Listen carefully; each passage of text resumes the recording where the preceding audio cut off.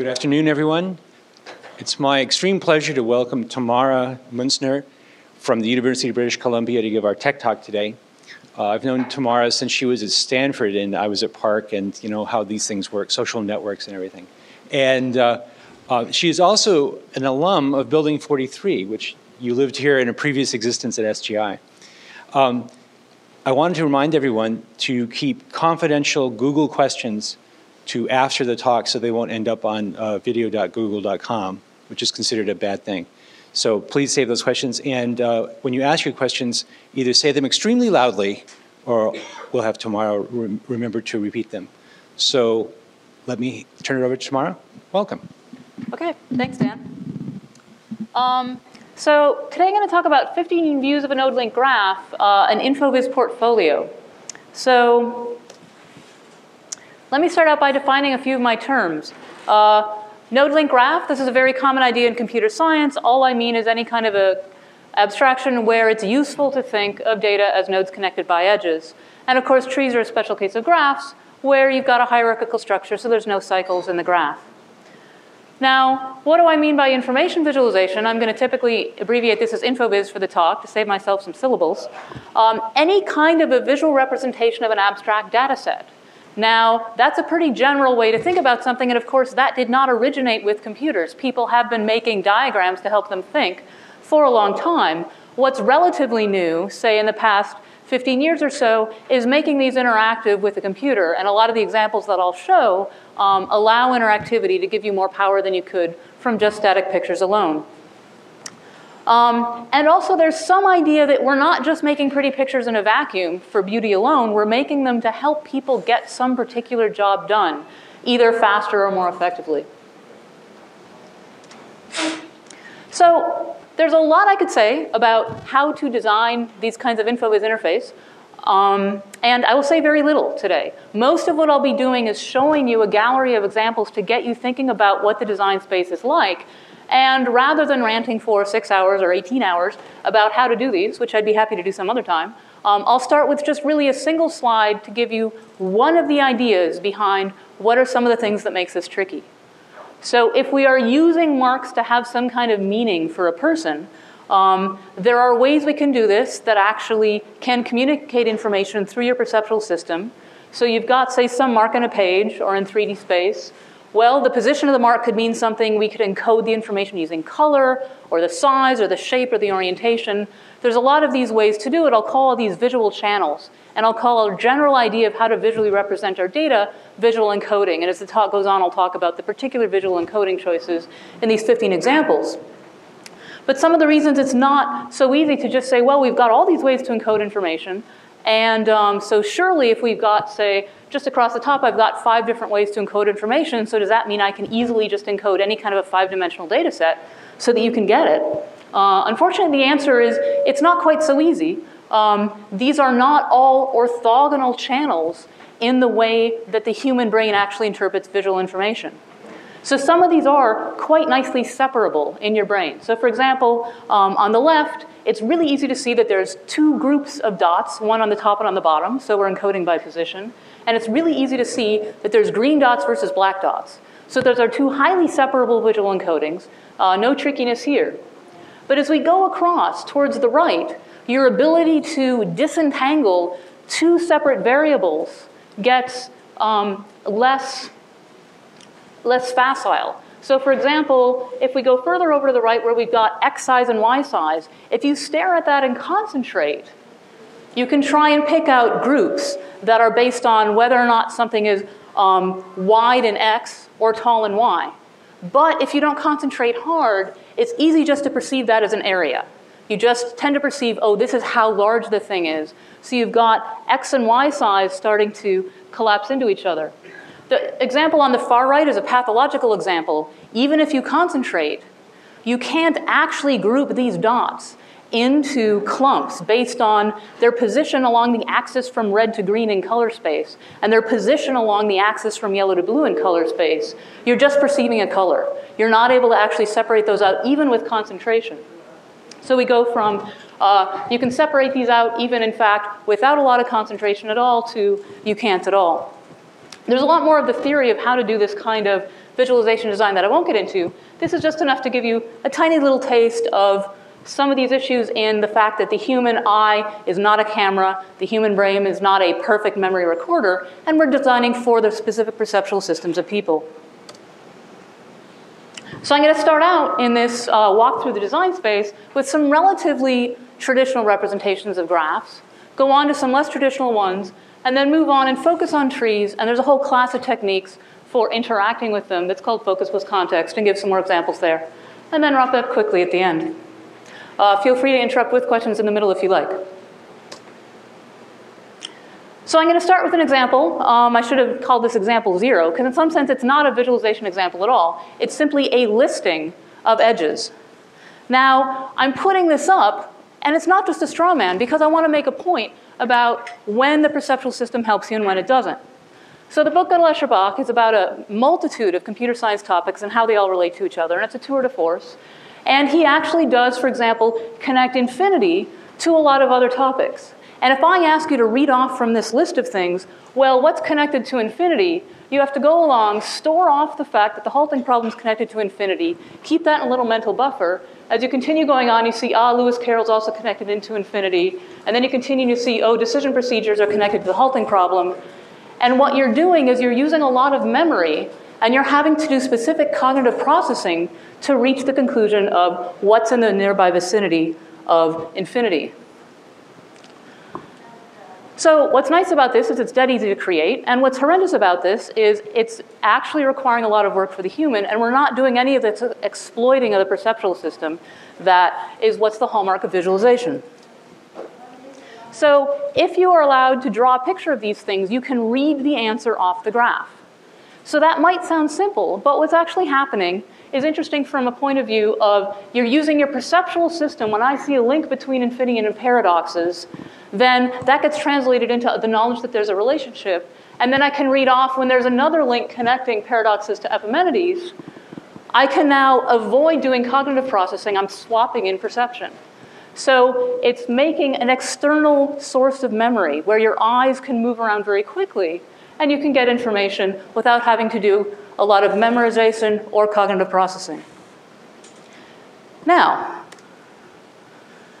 so what are some ways we can get these pictures? Well, if you're maniacal, as Hofstadter arguably was, you can hand draw your pictures. So this is a page from the book of the semantic network in Gödel-Escher-Bach. Now, there are some strengths about this hand-drawn picture. One is it's got very high, what I'll call information density. So talking about the ratio of the marks to the white space. Of course, if you go too high, all you have is clutter. Too low, and you're wasting a lot of white space, and typically pixels are a precious resource.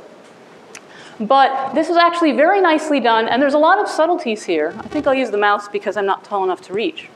So although it's probably hard to see, except from the very front of the room, this book being about Gödel-Escher-Bach, there's Gödel on top, I believe Escher and Bach are a central triangle. There's the node right in the center that has to do with all the connections that go through all three. Notice how the edges are carefully routed around the nodes to avoid running through their centers. There's even visual puns, like this node is called jumping out of the system and the edge goes to nowhere.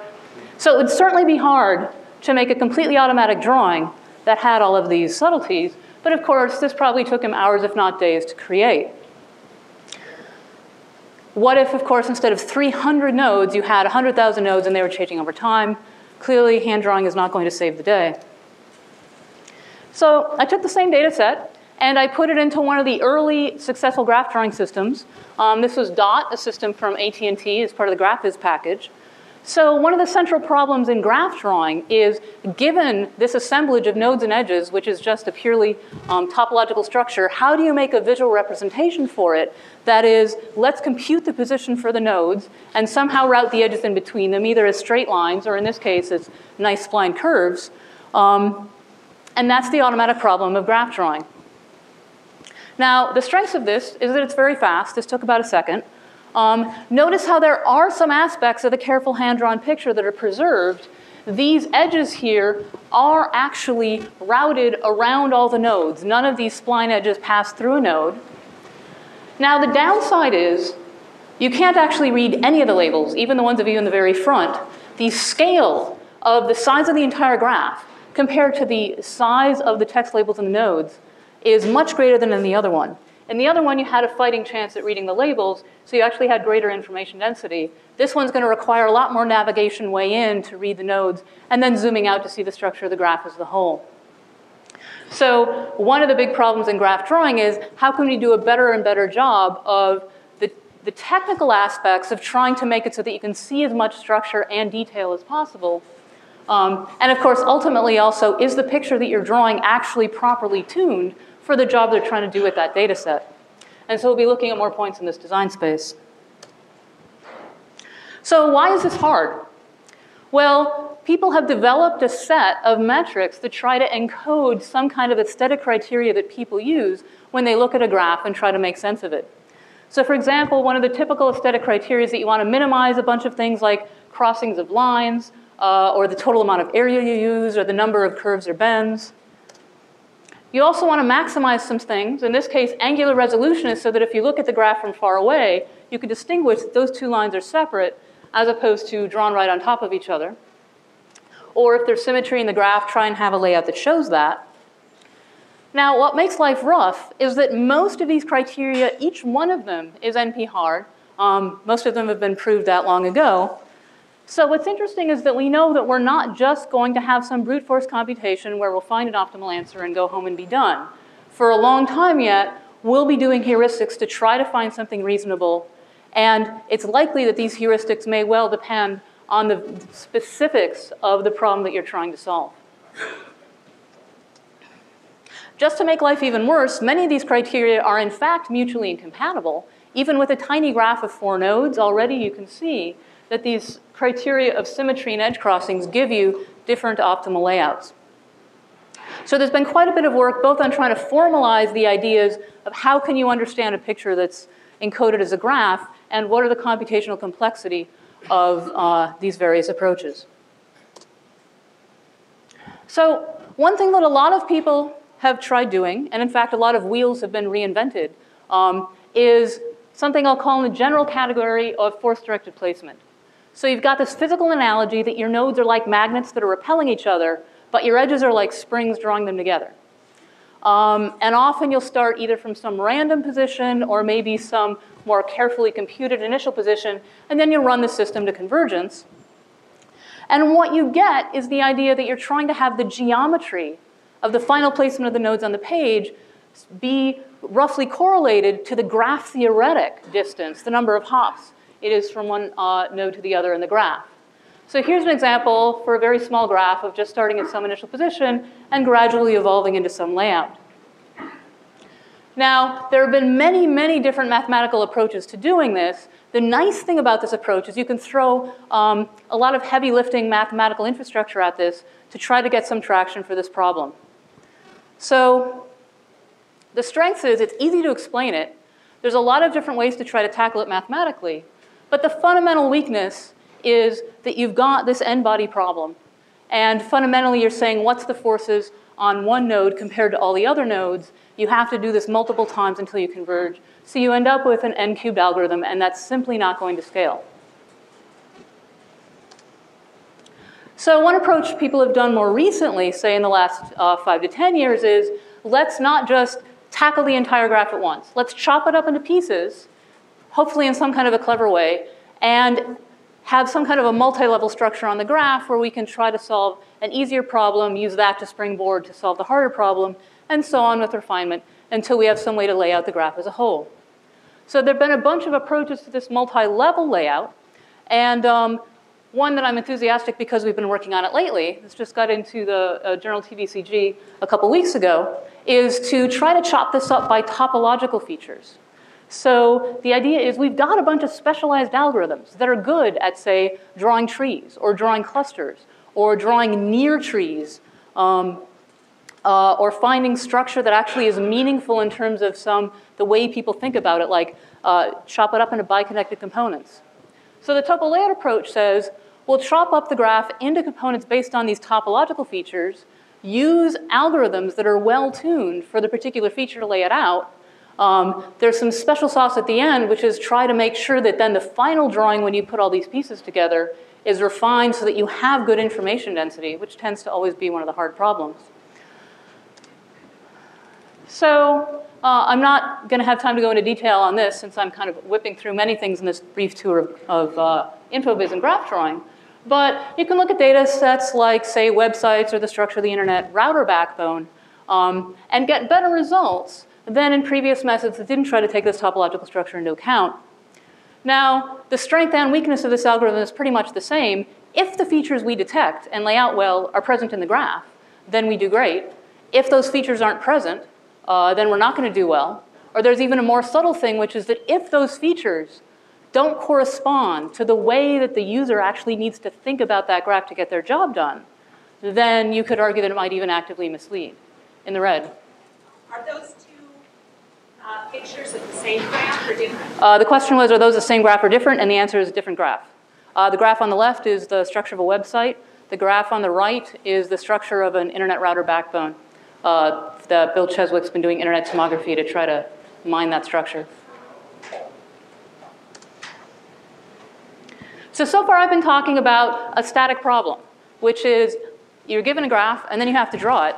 But of course, a lot of the interesting data sets have dynamic data where over time the structure of that graph changes. And there's an interesting problem, which is that you want to minimize the unnecessary changes in the layout.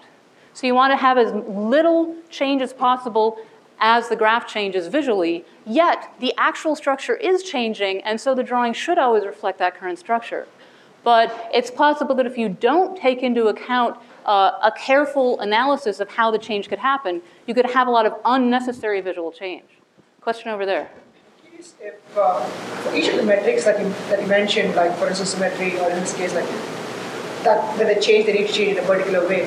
Have there been user studies which say that it's really something that people care about, or is it something that mathematically it's elegant, so we just go down this path? So the question was, for these metrics I talk about, have they been validated by user studies, or are they just mathematically elegant, but we're not quite sure whether they match? So the short answer is most of them have been validated by user studies, and of course, like all user studies, then you can start to quibble about whether you believe those particular ones or whether they're capturing the full story.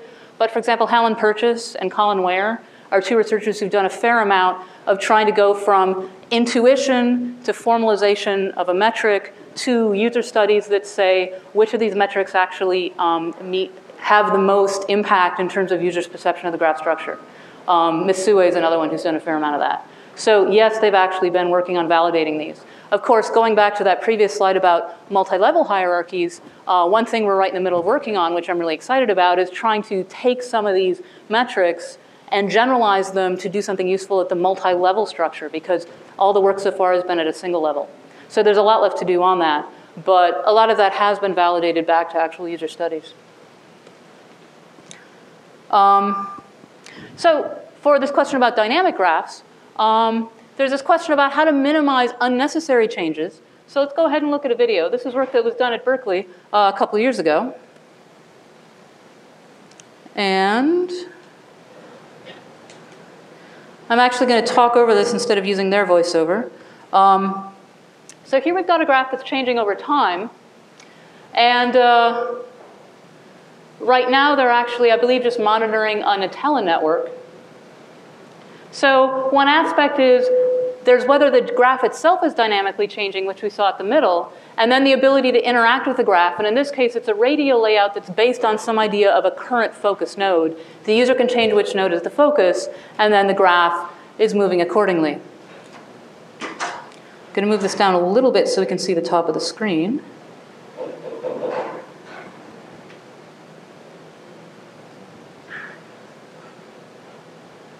Now, so what you're seeing here is the navigation.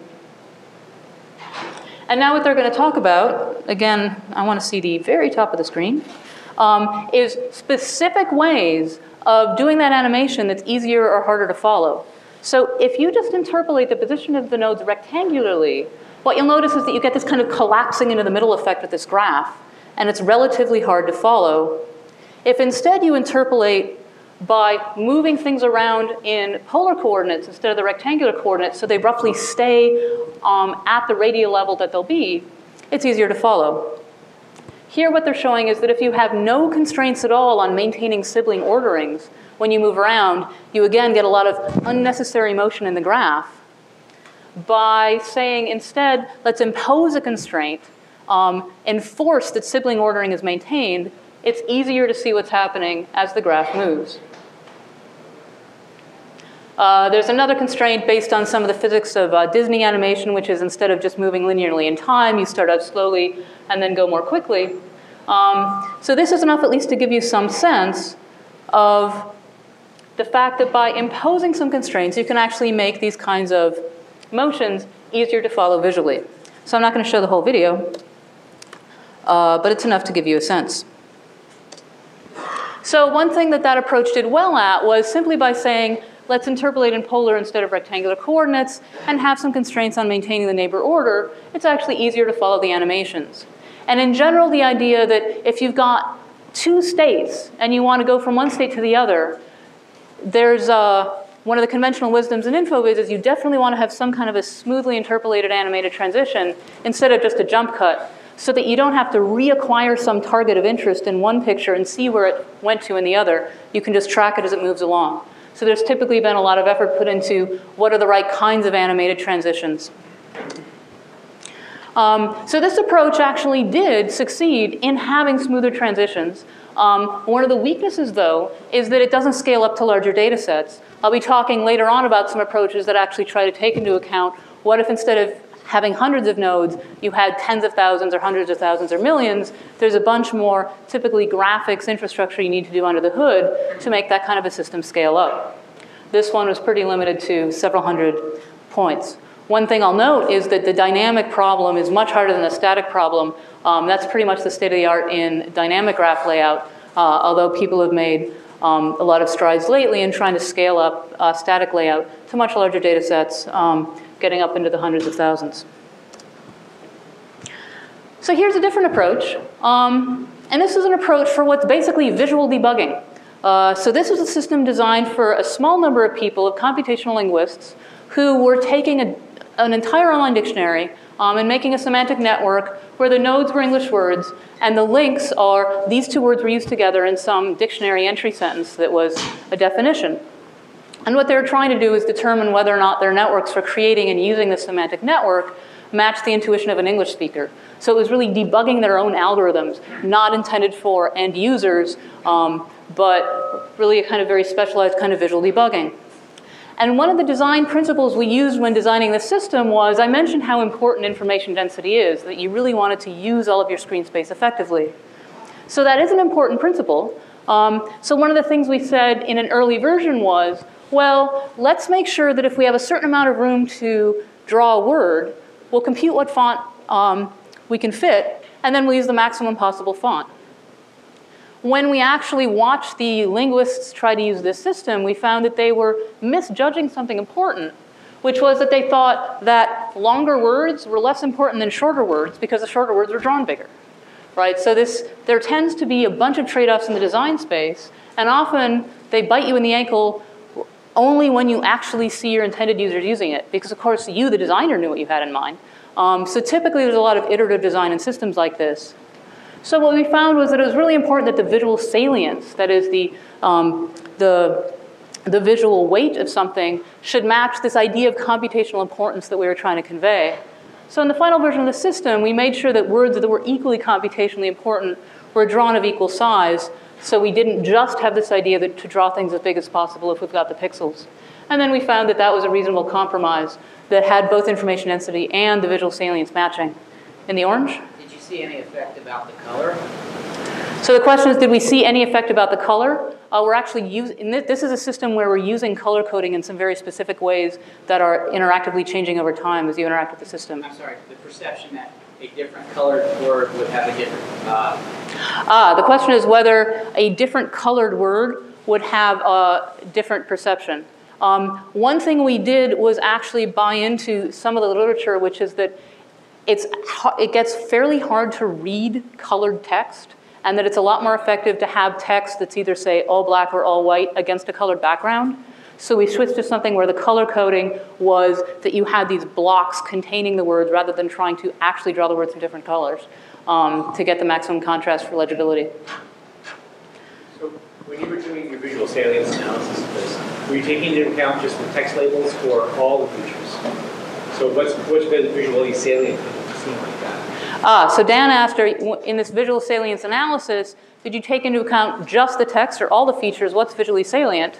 As if you were an audience plant, going on to my next point, which is some issues about visual salience and what did we do in this design that was different than some others. So hopefully I'll answer this question within the next 2 slides. So I mentioned that one of the traditional metrics in graph drawing is avoiding too many crossings of edges. One of the reasons we do that is that there is some visual ambiguity and salience of the wrong things in the design. So in particular, it's not obvious here, is A going to C and B happen to be in the way? Or is A going to B and B going to C? There's actually 5 or 6 possibilities here, and there is an ambiguity, so there's confusion. This one is slightly more subtle. There's not an ambiguity here, but the important thing is that A is connected to C and B is connected to D. The place that your eyes immediately go to when you see this picture is the X in the middle. So the X is a salient visual artifact that draws your eye that doesn't actually have meaning. So that's another one of the reasons why people try to avoid edge crossings, is they're overloading your perceptual system with stuff that's not so important. So fundamentally, the problem is you see things that are confusing or that misdirect your visual attention. In this system, what we decided to do was create a perceptual layering effect, where when you interacted with the system, what you would see was that some small set of words and edges would be highlighted. And this highlighting was actually based on a combination of increased saturation and brightness and size with line width. And then this layering effect was effective in the sense that you'd see a foreground layer and a background layer. And even though there are quite a few crossing lines that you can see in this picture here, once there's a visual foreground layer, it's fairly clear that this line is connecting up and going off that way, and the fact that a lot of other lines are crossing it is not a problem perceptually speaking. So we basically said if you consider interaction to be a first-class primitive, and you're allowed to interact as a fundamental way that you deal with the system, then you can see different snapshots being highlighted and avoid perceiving the false attachments and not have to have the spatial layout to do all the work. I'll show you a short video to get a sense of what that system looks like in action.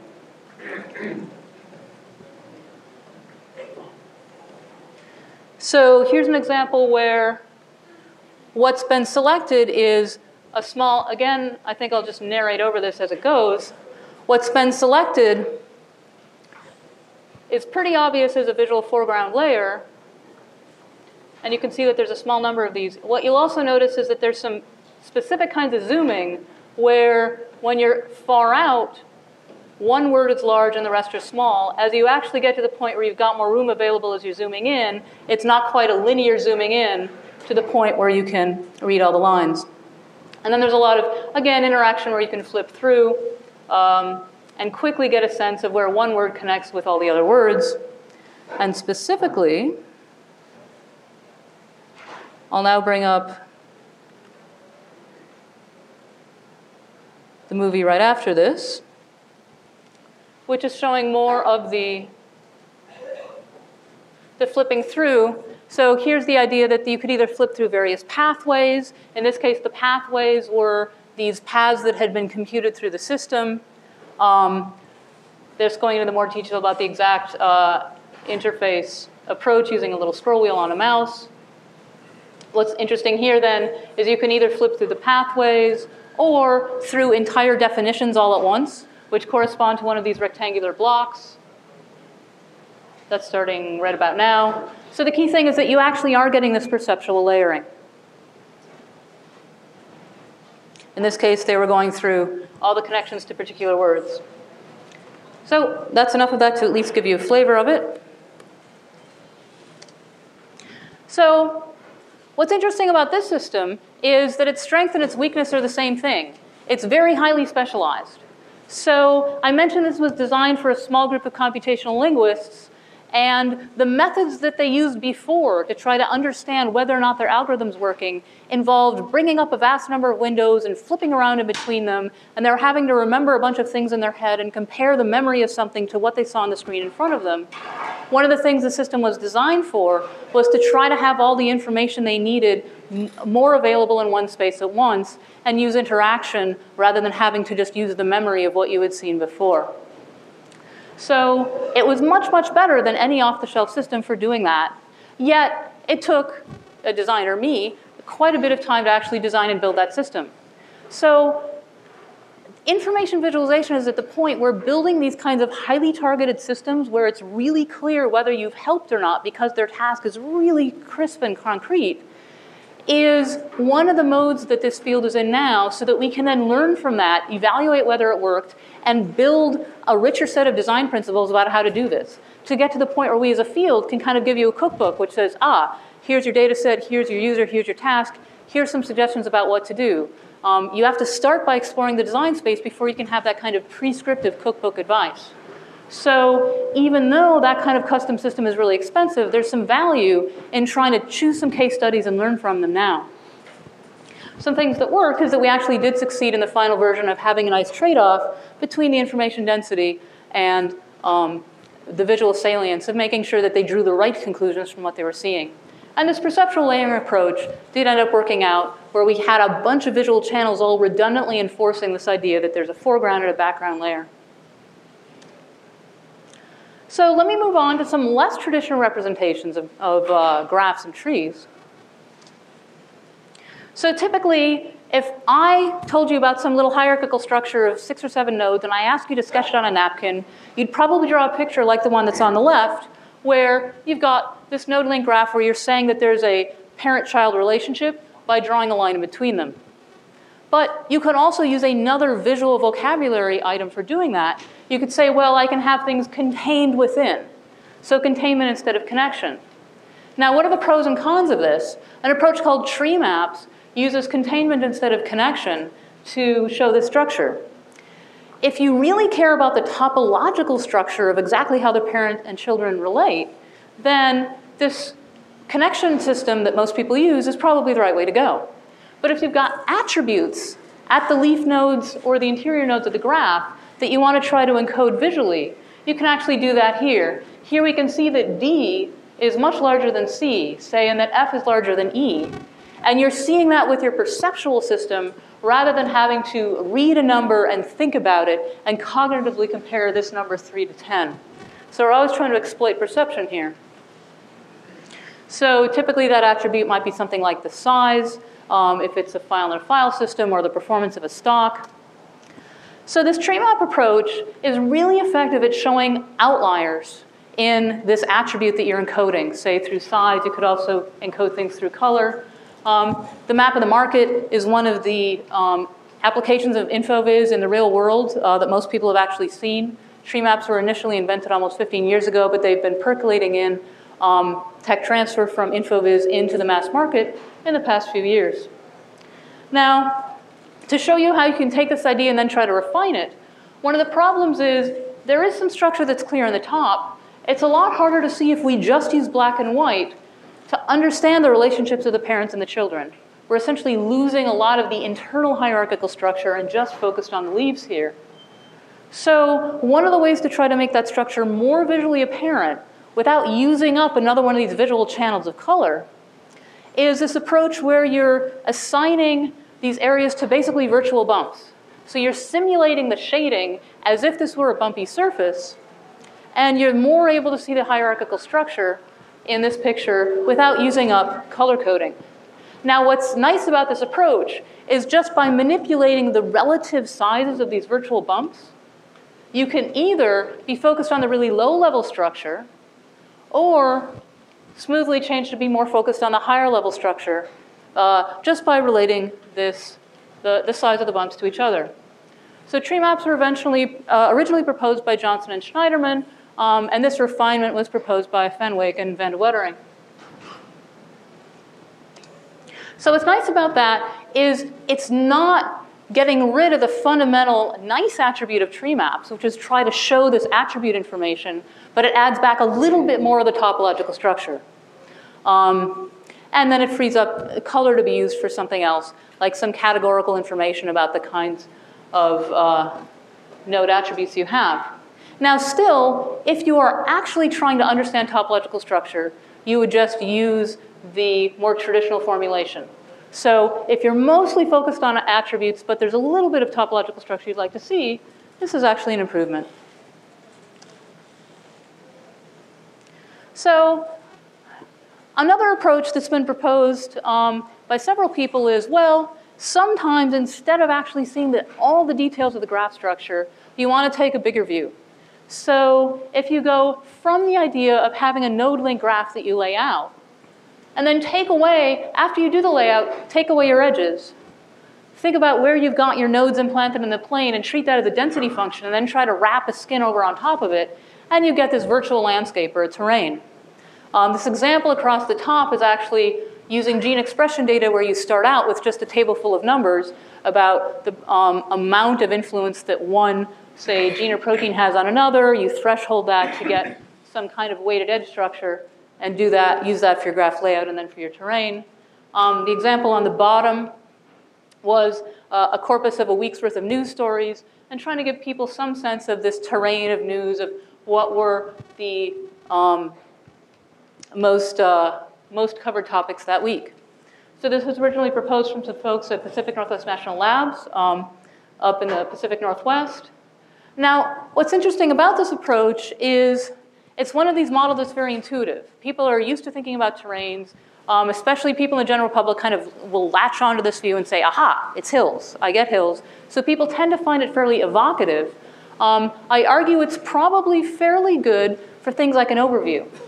A lot of the methods that have been proposed using this allow you to then go in and explore maybe in a little more detail because you're losing a bunch of the information when you go off to make these terrains.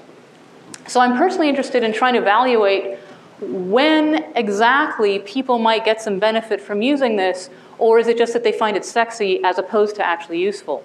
Question in gray. It seems like in order to make sense of that, you need to have a lot of experience looking at smaller graphs that are used with the same layout or eventually wrapping the skin on them. So if you're used to looking at trees or you're used to looking at the weighted edges of the springs, it would make sense, but if you wrap skin over a very sparse map layout graph, it might not work. So the question was, do you have to be familiar with that family of graphs before that kind of terrain layout will do you any good? Now, most of the people proposing this kind of approach would say no. You don't have to be. In particular, so this gets back to this question of, does it matter exactly where the hills are in relation to each other, or simply that there are hills and that some are tall? So I'd argue that really what this approach is going to get you is, oh, look, there's a couple tall hills. What are those labels? And if the clustering is actually reliable, that is, if you, instead of having a random seed where you have a whole different set of hills every time, if you can reliably say, yes, the clustering is legitimate and actually reflects the structure of the data set, then maybe they're going to learn something effective. So one of these papers is actually about the idea of making sure that you do get reliable clustering so that it's meaningful, which I think made this technique a little more effective. So their argument is actually, so what I agree with in the last part of your question was, well, what if you had a sparse and bad layout? Then probably this wouldn't be helpful. I definitely agree with that. This is probably something that's more suited for showing you clusters than for showing you the exact subtleties of the layout. I also caution that it's probably a little dangerous in the sense that if you've taken a bunch of samples and then you're interpolating them and then people start drawing conclusions about this interpolated data, you have to be careful that they're not drawing conclusions about artifacts, about the idea that, oh, maybe there's actually a gradual slope here when in fact you don't know. You're just interpolating between two things. So that's typically always something you have to worry about is, are they drawing conclusions from an artifact of your visual representation or something that's actually truly present there in the data? So here's another approach. Again, you would typically draw a picture of a graph if you were given a little one on a napkin with this connection between the nodes in the graph. Another way to visually represent that is in a matrix where one side of the matrix is all the nodes in the graph, same for the other side, and then in the cell where they meet, if there is an edge between them, then you darken that cell. In this case, they've actually got a two-level color coding of green versus red edges here. Now, there's some interesting aspects to this approach. So it's certainly true that as you get a larger and larger graph, if you're not careful, you get more and more of the kind of ball of yarn or tangle of spaghetti problem where you just have this thicket of edges and nodes and it's really hard to understand structure. So in some sense, the matrix approach is an end run around the problem of how do you reasonably lay out a graph in a way that shows some kind of structure. This particular project by Frank Van Ham was trying to take a large-scale software project and show the developers something about the structure. In this case, for example, was a call in the specification, or did it creep into the implementation without actually having been desired in the specification? That's sort of showing in red there. Now, what makes this a multi-level project is the argument that matrices are nice if what you want to do is have some kind of multi-level structure where you can either have a very coarse level view, or you could zoom in, say, to one of these and see a more fine level view. And you can do that within exactly the same amount of room. You've got this kind of stable structure for doing this kind of recursive zooming across the levels of the graph. In contrast, you can imagine that if you wanted to zoom in to something like that force-directed graph in the middle, it can get tricky to know exactly what's the area of the screen you'll need to do that. So there's some nice aspects of being able to just look at these matrix blocks. And one of the things that this project did well was it actually did show developers who'd spent a lot of time in their code base some things that they did not already know by looking at this visualization. So literally they had spent months working with this and discovered some new things about some problems between the implementation and the spec. Now, there's a really fundamental issue here, which is only some tasks are well supported by this kind of a matrix view.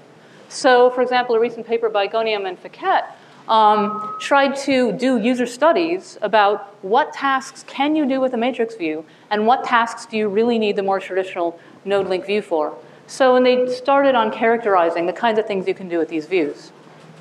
So let's now move on to some more interactive systems. And we're going to be focusing specifically on trees, although I'm going to sneak a little bit of gene sequences in there right at the end. And we're going to talk about this class of techniques called focus plus context.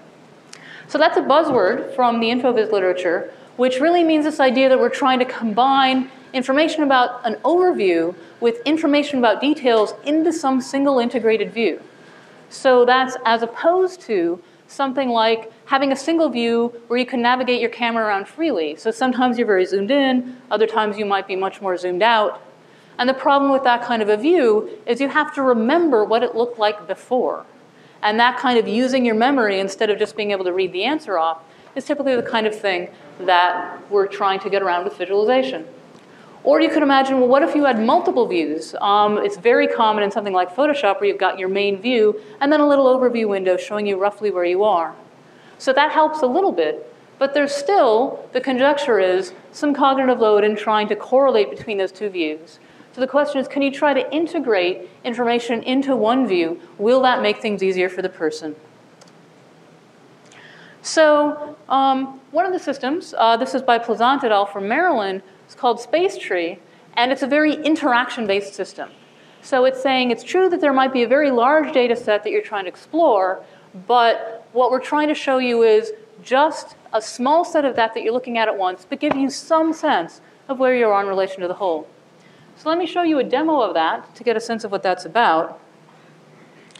And I will shrink this view a bit. So right now, we're looking at the very top level. This is actually a node link representing relationships between species. And when you click on one versus another, you're really focused on the path from your current choice back to the roof. Sorry, back to the root. So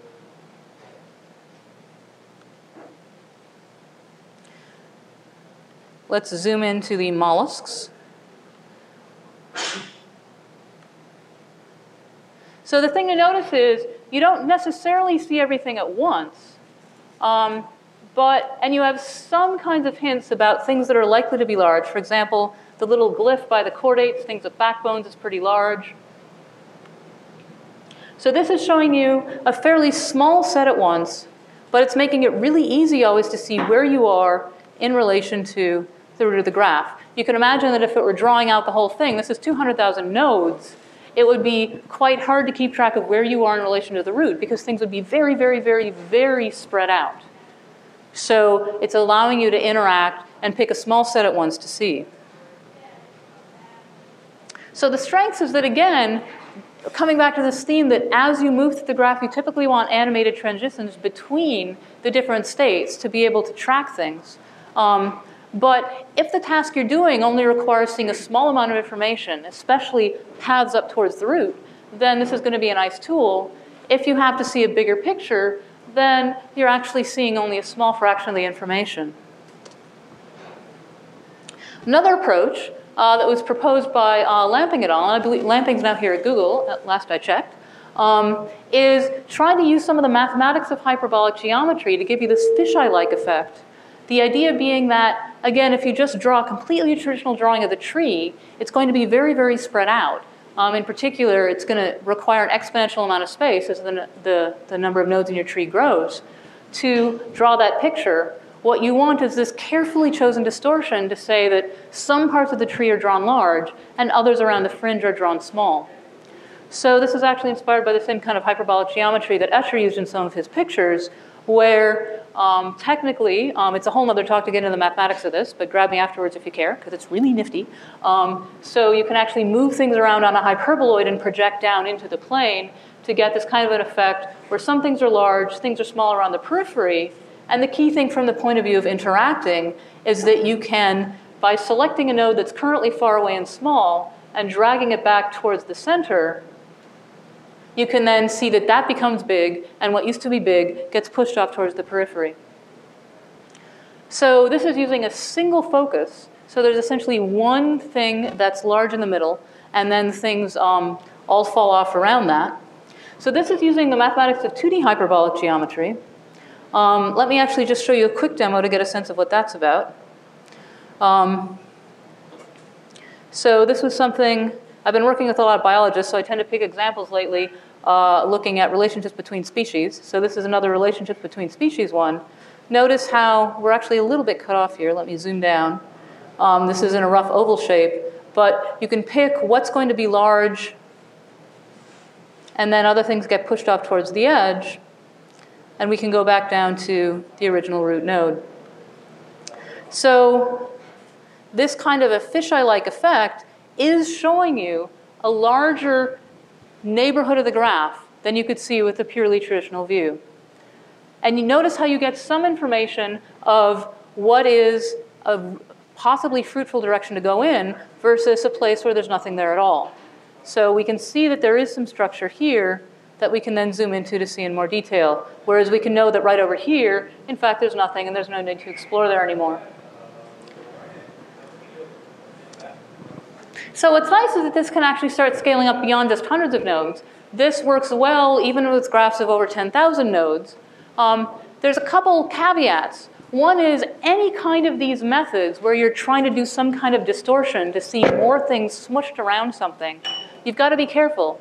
If you're doing any task where a judgment of distance is important, then you don't want to use this whole class of methods, because we're actually changing the distance as you interact to try to show you more things at once. And it is possible to get lost and lose track of where the root is if the graph gets big enough. Some slightly later work that was from my own thesis work again, the H3 system is trying to use the mathematics of 3D hyperbolic geometry instead of 2D hyperbolic geometry to try to fit more information in at once and do better on the information density. So I'll briefly show you a little bit of a video of this system in action, or you can download it and play with it off the website. It's a free system.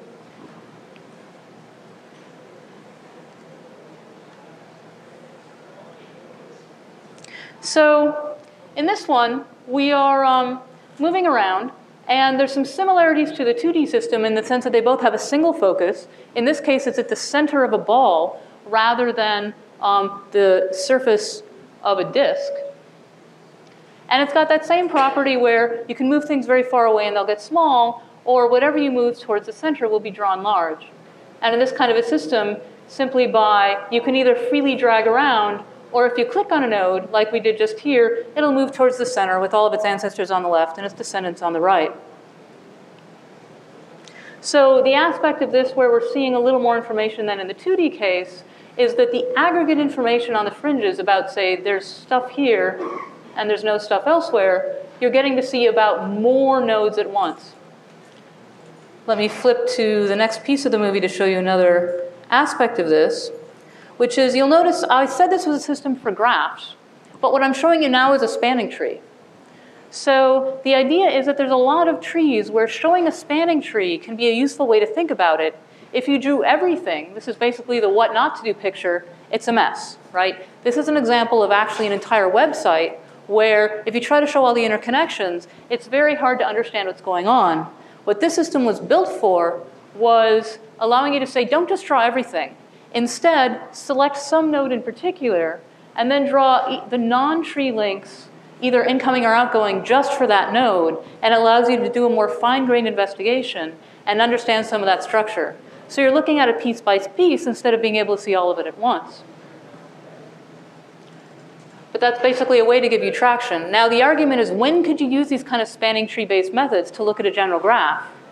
And the answer I give in this paper is, well, a lot of tasks actually have some idea that there's hierarchical structure even in a very dense graph. Like in this case, websites are dense. They're not just trees. But there's a mental model where you can say that based on the directory structure of the URL, I can infer a hierarchical structure that actually is probably what the webmaster was using to think about. Similarly, you could do computations to try to show structure of some software call graphs where you're doing a combination of static and runtime analysis to try to find what's a good spanning tree. It's actually going to be helpful rather than misleading.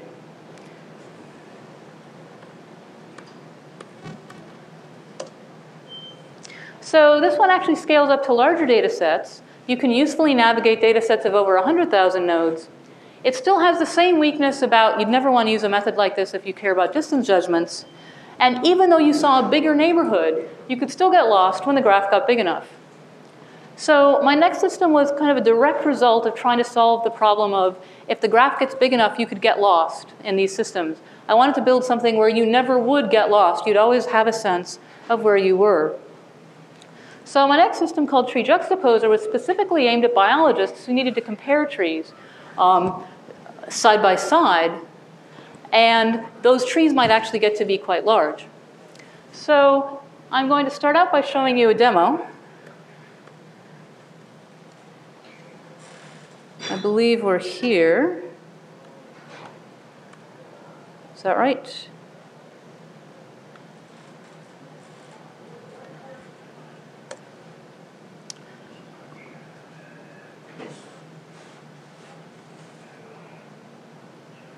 Ignore the errors behind the curtain. It's just a little bit of Java nonsense. So one interesting thing here is if you're trying to compare the structure of these trees, let me actually turn off something useful as an example. If you just have to stare at these trees and I tell you that they are similar but not identical, and it's your job to figure out exactly how they differ, it's actually a hard problem, even if you're allowed to have some support like mouse over highlighting where what's shown on one side is also shown on the other. So we can start to see, well, wait, there's some difference here. Fulvaria and Carthamnus are down here, but oh, it looks like there's still actually siblings, so maybe the problem is somewhere downstream. So you can go through and try and mark pieces of structure and understand, well, is what's contiguous on one side still contiguous on the other? And then we can start to find, here's what's happened. This tree branch down there ended up getting moved over to here in this version of the tree. So you can start to understand that structure. So one of the tasks we were supporting in this was understanding these differences between trees. The part that I turned off, which is normally turned on, is automatically computing exactly those spots in the tree where there are differences on both sides. Now, the part I mentioned about navigating without getting lost, right now, this tree is actually not so huge. So it's possible for me to make one part larger or smaller and have the rest compress accordingly, but it's nice and it's nifty, but I'd argue it's not critical. Now, if we try and look at a larger tree, a couple things become more obvious. First of all, why you want an automatic algorithm to find the structural differences in the trees. Here's a case where these are two trees that have been reconstructed from the DNA of the species themselves, rather than, and there are two conjectures that are equally likely, given the data that the biologists at hand. You can actually get back many possible trees that you then have to understand the topological structure of and compare. One of the things that's nice about this kind of stretch and squish navigation is instead of just having a single focus, like with the hyperbolic stuff, you can have multiple foci where you look at the tree in more detail. Now, this idea of taking parts of it and stretching it and other parts being compressed accordingly is not a new idea. The part that's new, that's about trying to scale this up to large data sets, is the idea that says, let's say that we'd gone into here and looked at Arabidopsis, and we wanted to mark that. So let's make a colored mark here. And then let's say that we'd also gone in, explored some other part of the tree by some biological thing I don't know, but it looks like it's related to saccharin. Yeah. Now notice, one of the yeasts. So mycoplasma, sounds mushroomy. The thing to notice here is I'm making these little marks that are showing me some kind of a visual path through my data set. Notice how even though I might have compressed very highly a lot of leaves into one region, I'm still actually drawing these little colored blobs to give me visual landmarks of where I've been. So one of the aspects of the system is that it actually scales up to trees of more than 1 million nodes, and you can interact with it at 30 frames a second with this guaranteed frame rate interaction. But these little visual landmarks will always be drawn. Even if it doesn't have time to draw the whole data set in a single frame, it'll make sure to try to maintain these visual landmarks so you have some sense of, oh, I see, the purple stuff is beneath the green and the red and so on. So this kind of graphics infrastructure to preserve visual landmarks and have fluid interaction is something that I think is really important in scaling up to big data sets.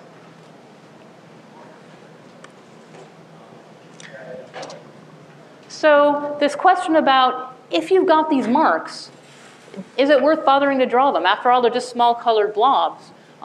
With a small data set, if you mark something, it's easy. You just draw it in the color of the mark, and you can see it. As your data sets get bigger and bigger, the possibility that some mark that has important semantic meaning might not be visible to you, that gets to be highly probable. For example, if you can freely move your camera, the mark could just be completely outside the viewport. One of the reasons we're doing this kind of stretch and squish navigation where it's as if the borders are nailed down is so that nothing can actually be off screen. It could be arbitrarily small on the side, but it's not going to be completely off screen. Or if you're allowed to have a full 3D way of drawing these, then one mark could be hidden behind another. This kind of rubber sheet navigation has a semantics of being 2 dimensions, even though you couldn't do it directly on a piece of paper, but at least it's not 3D, so you can't have occluded marks. Now, the tricky part about when marks could be invisible is if they're smaller than a pixel. So smaller than a pixel is something that's very common in a graphics card. If you're playing a game, things that are sufficiently far away, you just don't draw. You let the graphics system cull them out. In contrast, those marks might actually be really meaningful in this kind of visualization interface, even if they're quite far away or quite small. So we need a bunch of graphics infrastructure to try to do a smarter job of culling than just throwing everything away. The nice thing about this approach is, instead of having to do some kind of a brute force complete search, you can know if you don't see a mark, it truly isn't there. So it can try and make the task of navigating to understand the structure more easy. So this approach actually does scale up to millions of nodes, and not just from a graphics point of view of the algorithms, but from a perceptual point of view of actually understanding what the picture means. We've got this idea that we guarantee marked nodes being visible, and you can have multiple areas of focus. Now, yet again, all of these kind of distortion-based approaches aren't going to work well if you have to do something where distance estimation really matters. Now, a lot of tasks where you're drawing trees, you just care about topological structure, like this is connected to that. It doesn't necessarily matter exactly how far away it is. although for some biological tasks it does matter. And of course, having this infrastructure that guarantees that these marks stay visible does require some infrastructure, although we've got a paper published last year that goes into the details of how to do all this efficiently.